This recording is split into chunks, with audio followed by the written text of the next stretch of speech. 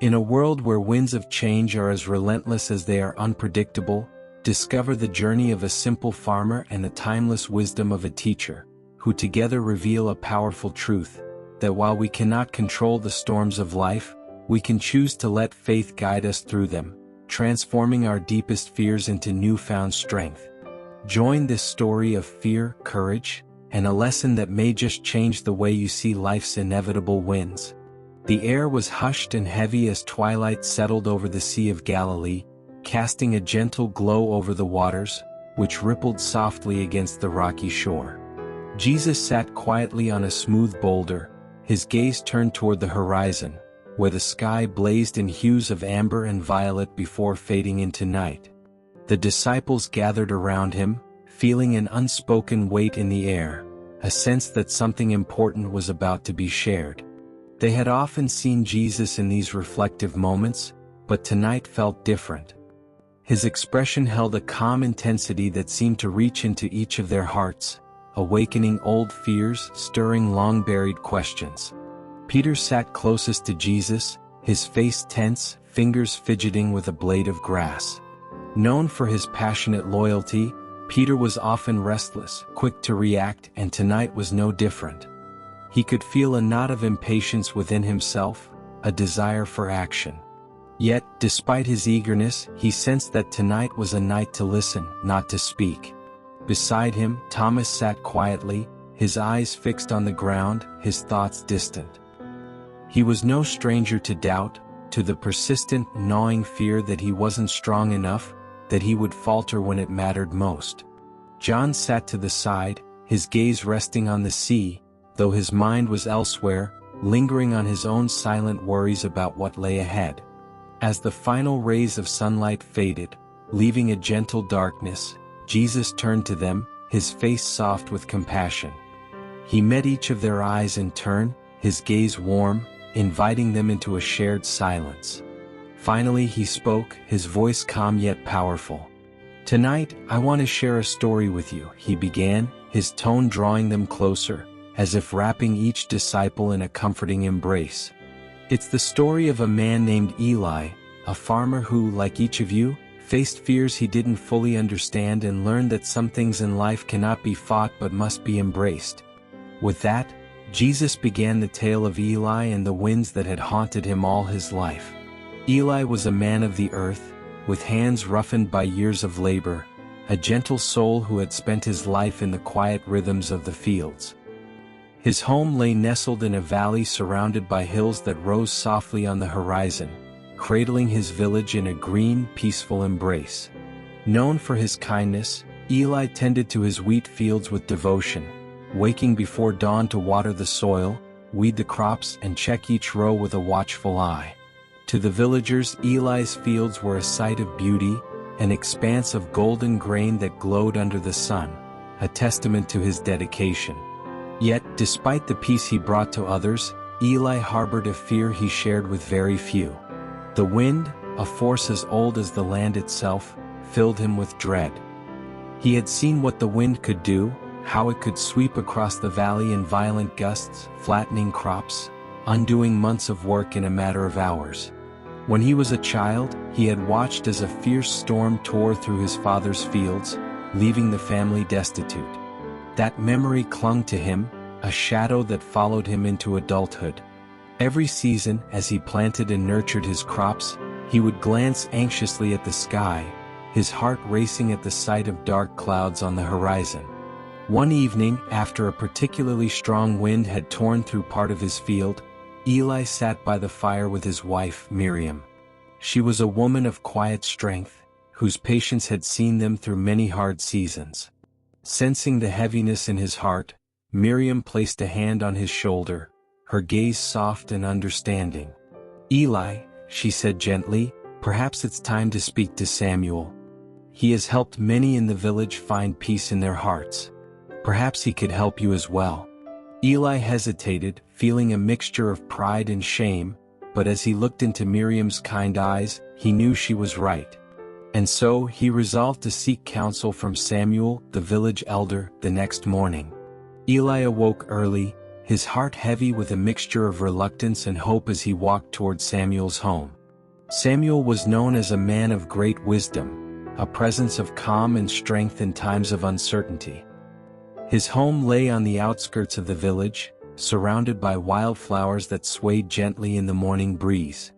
As Eli approached, doubt crept into his mind, whispering that he should turn back, that his fear was something he should have been able to conquer on his own.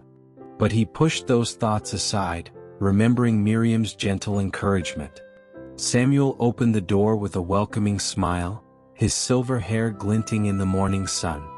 He invited Eli inside and listened as Eli shared his story, speaking of the fear that had haunted him since childhood, the helplessness he felt in the face of the wind's power. Samuel listened intently, his expression thoughtful, and when Eli had finished he paused, his gaze steady.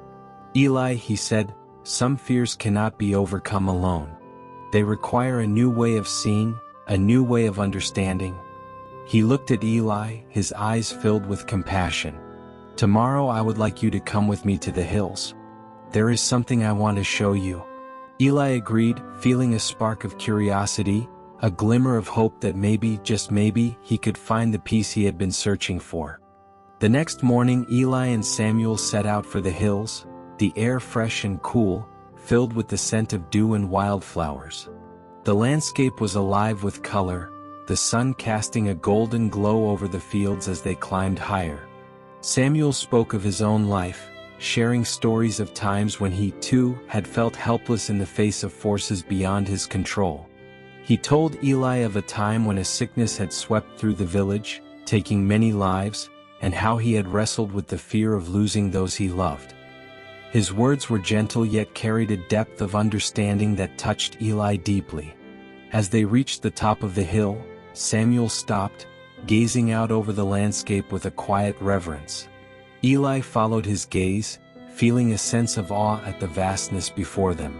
The rolling hills, the fields stretching into the distance, the distant glint of a river winding through the valley, it was a reminder of the beauty and power of creation, a force far greater than any one man. For the first time, Eli felt a strange sense of peace, as if his own fears were small in comparison to the greatness of the world around him. When they arrived at the windmill, Eli watched in awe as its massive blades turned in the breeze, their movements steady and purposeful. Samuel explained how the windmill harnessed the energy of the wind, using its power to grind grain and pump water. "The man who built this windmill was once like you, Eli," Samuel said, his voice gentle. He feared the wind, feared its power and unpredictability. But instead of letting that fear rule him, he chose to work with the wind, to turn it from an enemy into an ally. Samuel placed a hand on Eli's shoulder, his gaze steady. "The wind will always blow, Eli. You cannot stop it, but you can choose how to respond to it." In that moment, something shifted within Eli.